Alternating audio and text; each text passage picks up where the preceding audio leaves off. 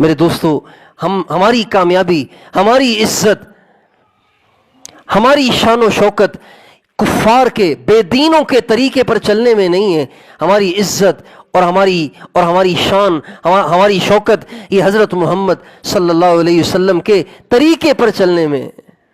ہم اپنے نبی کے طریقے پہ چلیں گے، اللہ ہمیں عزت دیں گے. حضرت عمر رضی اللہ تعالیٰ عنہ تشریف لائے فلسطین. مسلمانوں کا لشکر وہاں موجود تھا پہلے سے، ہر جگہ مسلمانوں کو اللہ نے فتح عطا فرمائی. جب فلسطین پہنچے تو وہاں پہ عیسائیوں کا قبضہ تھا، بیت المقدس پہ عیسائیوں کا قبضہ تھا. جب مسلمانوں نے بیت المقدس کا محاصرہ کیا تو عیسائی کہنے لگے کہ بھائی بات یہ ہے کہ ہماری کتابوں میں لکھا ہوا ہے کہ کون ہم سے بیت المقدس کی چابیاں وصول کرے گا، اس کی نشانیاں بھی لکھی ہوئی ہیں، لہٰذا تم اپنا وقت ضائع مت کرو، یہاں محاصرہ کر کے وقت ضائع نہ کرو. وقت ضائع کرنے سے کچھ نہیں ملے گا. جو تمہارا امیر ہے نا اس کو سامنے لاؤ. اگر ہماری کتابوں میں لکھی ہوئی نشانیاں اس میں موجود ہوئیں، بغیر لڑائی کے چابیاں ہم تمہارے حوالے کر دیں گے، اور اگر اس میں وہ نشانیاں نہ ہوئیں تو ہم چابیاں نہیں دیں گے اور تم ہم سے چابیاں وصول بھی نہیں کر سکتے. حضرت ابو عبیدہ بن جراح رضی اللہ عنہ نے حضرت عمر کو خط لکھا. حضرت عمر مدینے سے فلسطین کی طرف چلے. جب ابو عبیدہ بن جراح کے پاس پہنچے تو ساتھی کہنے لگے امیر المومنین، اب تو آپ عیسائیوں کے پادریوں سے ملنے جائیں گے تو آپ کم از کم شاہانہ لباس میں تو ہوں، آپ کے کپڑے بھی اچھے ہوں، آپ کی سواری بھی اچھی ہو، آپ اچھا لباس پہنیں اور گھوڑے پہ سوار ہو کے چابیاں لینے کے لیے جائیں.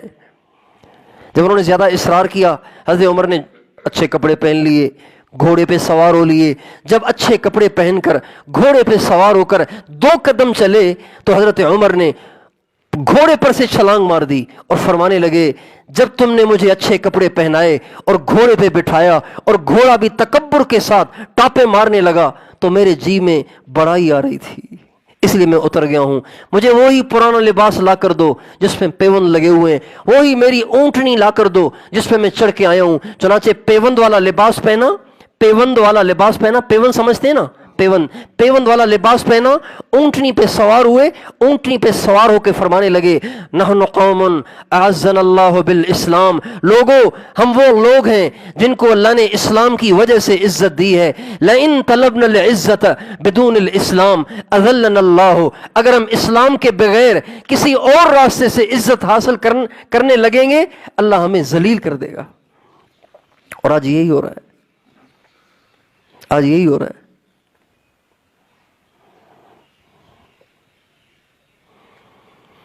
کافروں جیسے بن کے عزت پانے کی کوشش کریں گے، ذلیل ہو جائیں گے. ہماری عزت تو اپنے نبی کے نقش قدم پر چلنے میں ہے. ہم ہر بات میں، ہر کام میں اپنے نبی کا طریقہ ڈھونڈیں کہ میرے آقا کا کیا طریقہ ہے.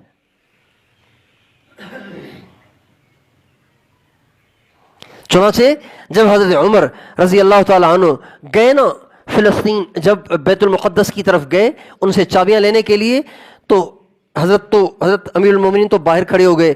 وہ لوگ اوپر سے آ گئے، دیواروں سے چڑھ کے آ گئے. ان کے پادری بڑی بڑی کتابیں لے کر، بڑے بڑے صحیفے لے کر، اور اس میں پڑھنا شروع کیا. یہ نشانی ہے کہ نہیں، پھر چیک کرتے رہے. یہ نشانی ہے کہ نہیں، پھر چیک کرتے رہے. کرتے کرتے کرتے کرتے کرتے کرتے جب ساری نشانیاں پوری ہو گئیں، ایک نشانی باقی رہ گئی.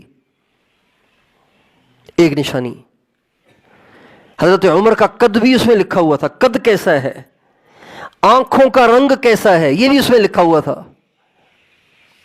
کندھے کیسے ہیں، یہ بھی اس میں لکھا ہوا تھا. کس پہ چڑھ کے آئے گا، یہ بھی لکھا ہوا تھا. کیسا لباس پہن کے آئے گا، یہ بھی لکھا ہوا تھا. اس لباس میں کتنے پیوند لگے ہوں گے، یہ بھی لکھا ہوا تھا. چنانچہ جب ساری نشانیاں پوری ہو گئیں، ایک نشانی پیوندوں والی رہتی تھی. اس میں لکھا ہوا تھا ان کے کپڑے پر 17 پیوند ہوں گے یا 17 پیوند ہوں گے. اب وہ گن رہے 1 2 3 4 5 6 7 8 9 10 11 12 13، 14واں کہاں ہے؟ ایک نشانی بھی پوری نہیں ہو رہی.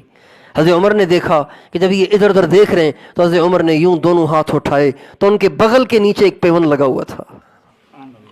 تو عیسائی چیخ اٹھے اور کہنے لگے اے دنیا کے نصارہ، آج بیت المقدس تمہارے ہاتھوں سے نکل گیا۔